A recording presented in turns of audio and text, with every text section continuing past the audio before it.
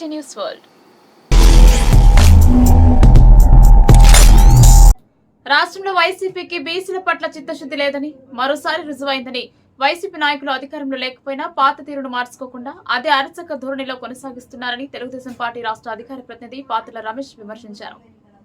అమరావతిలో శుక్రవారం ఆయన విలేకరులతో మాట్లాడుతూ రాష్ట్రంలో 2024 ఎన్నికలో ప్రజలు వైసీపీకి 11 సీట్లు మాత్రమే ఇచ్చి బుద్ధి చెప్పినా ఇప్పటికే అదే క్రూరత్వాన్ని ప్రదర్శిస్తున్నారని, జగన్ రెడ్డి పాలనలో బీసీలు, ఎస్సీలు, బడుగు బలహీన వర్గాలపై దాడులు, హత్యలు విపరీతంగా జరిగాయని ఆయన విమర్శించారు.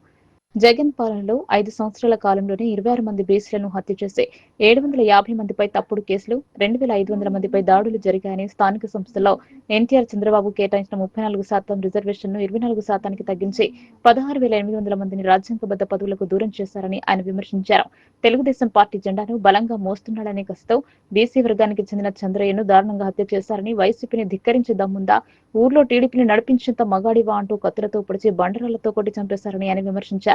చంద్రయ్య కుమారుడు వీరాంజనేయులు తన తండ్రిని చంపవద్దని వేడుకున్నా ప్రత్యర్థులు కనికరించలేదని, వైసీపీ పాలనలో ఈ హత్య కేసును పోలీసులు నీరుగార్చి వ్యక్తిగత కక్షలతో జరిగిందని వక్రీకరించారని ఆయన విమర్శించారు.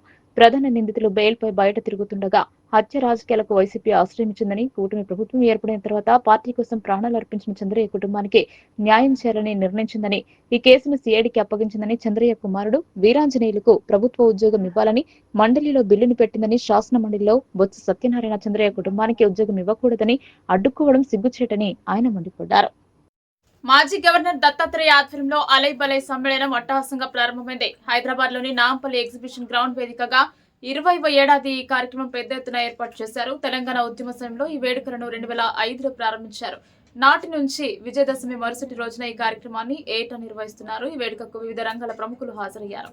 హైదరాబాద్ లోని నాంపల్లి ఎగ్జిబిషన్ గ్రౌండ్ వేదికగా 20వ ఏడాది కార్యక్రమం పెద్ద ఎత్తున ఏర్పాటు చేశారు. తెలంగాణ ఉద్యమ సమయంలో ఈ వేడుకలను 2005లో ప్రారంభించారు.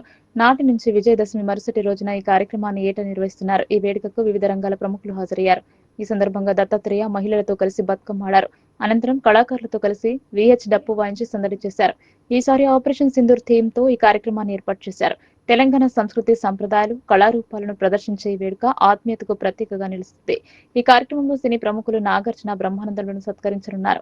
ఈ మేరకు సినీ రాజకీయ ప్రముఖులు మాత్రమే కాకుండా కవులు, సామాజిక నేతలు సైతం పాల్గొన్నారు.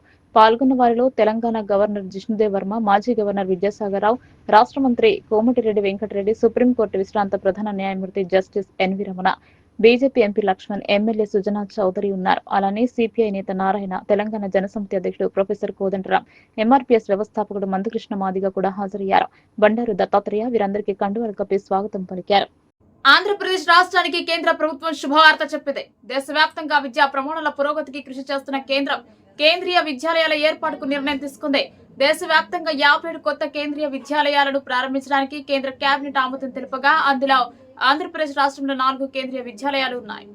దేశవ్యాప్తంగా 57 కొత్త కేంద్రీయ విద్యాలయాలను ప్రారంభించడానికి కేంద్ర కేబినెట్ ఆమోదం తెలుపగా అందులో ఆంధ్రప్రదేశ్ రాష్ట్రంలో 4 కేంద్రీయ విద్యాలయాలు ఉన్నాయి. ఏపీలో 4 కేంద్రీయ విద్యాలయాలు, కేంద్ర ప్రభుత్వం కొత్తగా మంజూరు చేసిన కేంద్రీయ విద్యాలయాలు చిత్తూరు జిల్లా మంగసముద్రం, కుప్పం మండలంలోని బైరుగనిపల్లె, శ్రీకాకుళం జిల్లా పలాస, అమరావతిలోని శాఖమూరులలో ఏర్పాటు చేయనున్నారు. మొత్తం దేశవ్యాప్తంగా కేంద్రీయ విద్యాలయాల ఏర్పాటుకు 5,862.55 కోట్ల రూపాయలను ఖర్చు చేయనున్నారు. ఈ మొత్తాన్ని 2020-2027 నుండి ప్రారంభమయ్యే 9 సంవత్సరాల్లో ఖర్చు చేస్తారు. కొత్త కేంద్రీయ విద్యాలయాలను ఏర్పాటు చేయాలని కేంద్రం గ్రీన్ సిగ్నల్. ఈ మొత్తం నుండి భవనాలు, మౌలిక సదుపాయాల కల్పన కోసం 2,585.52 కోట్ల రూపాయలు, నిర్వహణ ఖర్చుల కోసం 3,277.3 కోట్ల రూపాయలు ఖర్చు చేస్తారు. కొత్త కేంద్రీయ విద్యాలయాలను ఏర్పాటు చేయాలని కేంద్రం గ్రీన్ సిగ్నల్ ఇవ్వడం పట్ల ముఖ్యమంత్రి నారా చంద్రబాబు నాయుడు హర్షం వ్యక్తం చేస్తూ ప్రధానమంత్రి నరేంద్ర మోదీకి, కేంద్ర విద్యాశాఖ మంత్రి ధర్మేంద్ర ప్రధాన్ కు ధన్యవాదాలు తెలిపారు. రాష్ట్ర విద్యారంగం మొత్తానికి కొత్త ఉత్తేజం. కేంద్రీయ విద్యాలయాల ఏర్పాటుతో వెనుకబడిన ప్రాంతాలు లేకుండా రాష్ట్ర విద్యారంగం మొత్తానికి కొత్త ఉత్తేజం వస్తుందని ఆయన అన్నారు. తమిళనాడు సరిహద్దులో ఉన్న చిత్తూరు జిల్లా మంగసముద్రంలో విద్యా అవకాశాలు చాలా పరిమితంగా ఉండటంతో ఈ కేంద్రీయ విద్యాలయం ఆ లోటును అక్కడ భర్తీ చేస్తుందని భావిస్తున్నారు. బైరుగనిపల్లె వంటి గ్రామీణ ప్రాంతాలలో నాణ్యమైన ఉన్నత విద్యను అందించడం ద్వారా అక్కడ సామాజిక మార్పు సాధ్యమవుతుందని భావిస్తున్నారు. ఈ ప్రాంతాలలో కేంద్రీయ విద్యాలయాలు, అందుకే శ్రీకాకుళం జిల్లాలోని పలాస వ్యవసాయానికి, మత్స్య సంపదకు పెట్టింది పేరు కావడంతో ఇక్కడ కూడా విద్యా వ్యాప్తి ప్రాంత పురోగతికి దోహదం చేస్తుందని భావిస్తున్నారు. తెలుగు ఫిలిం చామర్ కు మరియు మణికొండలోని చిత్రపురి కాలనీ సినీ కార్మిక నేత మోహన్ గౌడ్ డిమాండ్ చేశారు. న్యాయం జరిగేదాకా ఉద్యమాలను విశ్రమించే ప్రసక్తి లేదని ఆయన స్పష్టం చేశారు. న్యాయం జరిగేదాకా ఉద్యమాలను విశ్రమించే ప్రసక్తి లేదని ఆయన స్పష్టం చేశారు. కమిటీల పదవీ కాలం పూర్తయినప్పటికీ ఇంకా ఆ పదవుల నుంచి తొలగడం లేదని ఆయన విమర్శించారు. ఇది చట్టవిరుద్ధమని స్పష్టం చేశారు. కోట్లాది రూపాయల విలువైన కుంభకోణం జరుగుతున్న పరిణామాల నేపథ్యంలో ప్రభుత్వం జోక్యం చేసుకోవాలని డిమాండ్ చేస్తున్నట్లు చెప్పారు. ఇండస్ట్రీలో తెలుగు ఫిలిం ఛాంబర్ అనేది ఒక సుప్రీం బాడీ అండి. సుప్రీం బాడీ ఎప్పుడైతే పారదర్శకంగా ఉంటుందో మిగిలిన పారదర్శకంగా ఉండేదానికి అవకాశం ఉంది. ఛాంబర్లో ఎలక్షన్స్ అనేది సిస్టమేటిక్ బైలా ప్రకారం జరగాలి.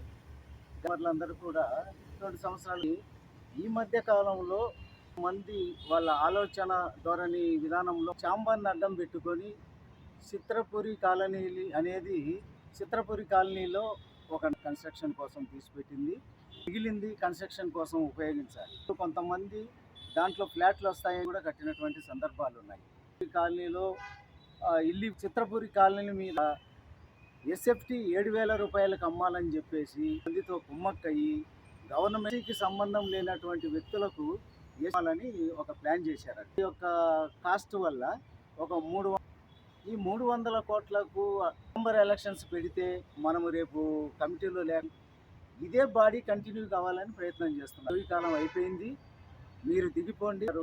తర్వాత కమిటీలో మనకు రైట్ లేదు, మన పదవీ కాలం అయిపోయింది, జూలై ఎండింగ్తో మనకు పెడదామని మేము చెప్తున్నప్పటికీ కూడా నిమ్మకుండా దీన్ని ఏదో రూపంలో కుమ్మక్కయ్యి ఇదే బాడీ కంటిన్యూ కావాలని చెప్పి ఇది క్రమంలో ఈ ఆర్గ్యుమెంట్లు జరుగుతున్న టైంలో దీంట్లో ఇన్వాల్వ్ అయ్యి తిరుపతి మీరు కంటిన్యూ కావాలంటే జనరల్ బాడీ కాల్ఫర్ చేసి కంటిన్యూ కావచ్చు అని చెప్పారు. ఏంటంటే మన పదవీ కాలము అయిపోతుందనంగా వాళ్ళ పర్మిషన్ తీసుకొని కంటిన్యూ కావచ్చు. మన ఆపద్ధర్మ కమిటీగా మనకు ఆ రైట్స్ ఉండవు. మనకేయడము వాళ్ళ పర్మిషన్ తీసుకోవడము మెజార్టీ ప్రకారం ఇది తప్పు అని చెప్పేసి మేము కొంతమంది ఈరోజు చేయడం జరిగింది. మా డిమాండ్ ఏంటంటే మీ స్టిల్ను అడ్డాగా పెట్టుకొని చిత్రపురి కాలనీ అవినీతిని మీరు ప్రోత్సహిస్తూ కాలనీని రియల్ ఎస్టేట్ వ్యాపారంగా మార్చకుండా ఇండస్ట్రీని పారదర్శకంగా ఉంచుతూ పెంచండి డిమాండ్ చేస్తూ మేము ఈరోజు ఈ ధర్నా చేయడం జరిగింది. అంటే దీనికి సంబంధించి మీరు సహకార శాఖ మా ఛాంబర్లో ఉన్న కమిటీ సభ్యులు గవర్నమెంట్ మినిస్టర్స్ని అప్రోచ్ అయ్యారు. ఆ తర్వాత సొసైటీస్ వాళ్ళని అప్రోచ్ ప్రకారం అది మీరు కోర్టులో తెలుసుకోండి అన్న విధంగానే వాళ్ళు సలహా ఇస్తున్నారు. ఆలోచనతో మేము న్యాయ పోరాటం చేయడానికి సిద్ధపడ్డాం తప్ప ఈ కోర్టులు వీటన్నిటికీ వెళ్ళడానికి మేము సముఖంగా లేము. తర్వాత వ్యవస్థను ఇండస్ట్రీ బాగు కోరి ఎంతోమంది పెద్దలు దీన్ని ఎస్టాబ్లిష్ చేశారు, దీన్ని పైకి తీసుకెళ్ళారు. ఆ పెద్దలు ఛాంబర్ కౌన్సిల్లో ఇన్వాల్వ్ అయినంత కాలము వచ్చాయి ఈ వ్యవస్థలు. అయితే ఎప్పుడైతే ఛాంబర్ కౌన్సిల్లో కొంతమంది స్వార్థపరులు ఎంటర్ అయ్యారో ఈ రెండు కూడా అస్తవ్యస్తంగా తయారయ్యాయి. వాళ్ళ స్వార్థ ప్రయోజనాల కోసము బైలాలు లేవు, ఏమీ లేవు. వాళ్ళు మా ఇష్టారాజ్యంగా చేస్తాము, మాకు ఇష్టం వచ్చినప్పుడు ఎలక్షన్స్ పెడతాము, మాకు ఇష్టం వచ్చినప్పుడు జనరల్ బాడీ మీటింగ్లు పెడతామన్న ధోరణి వాళ్ళు వ్యవహరిస్తూ ఛాంబర్ను కౌన్సిల్ను అస్తవ్యస్తంగా తయారు చేస్తున్నారు.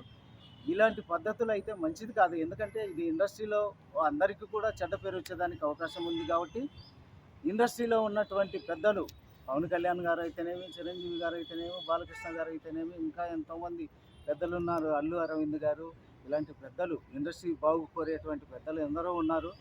వాళ్ళను మేము రిక్వెస్ట్ చేసేది ఏంటంటే ఈ అస్తవ్యస్తంగా తయారైనటువంటి వ్యవస్థలను ఒక సక్రమమైన మార్గంలో పెట్టగలిగినటువంటి బాధ్యత అంటే మీరు చొరవ తీసుకొని వీటిని సక్రమమైన మార్గంలో పెట్టాలని చెప్పేసి వాళ్ళను మనవపూర్వకంగా ప్రాధేయపడుతున్నాము.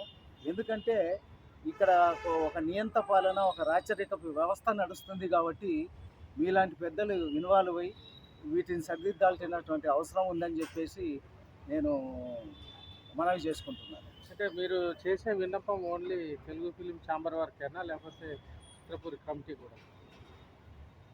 అంటే మేము తెలుగు ఫిలిం ఛాంబర్కి ఎలక్షన్స్ పెట్టమని అడిగిన గవర్నమెంట్ను కూడా మేము రిక్వెస్ట్ చేస్తున్నాం. ఎందుకంటే చిత్రపురి కమిటీ, చిత్రపురి కాలనీ అనేది కార్మికుడి కోసము ఆ రోజు ప్రభుత్వము గజము 40 రూపాయలకి ఇచ్చినటువంటి సందర్భాలు.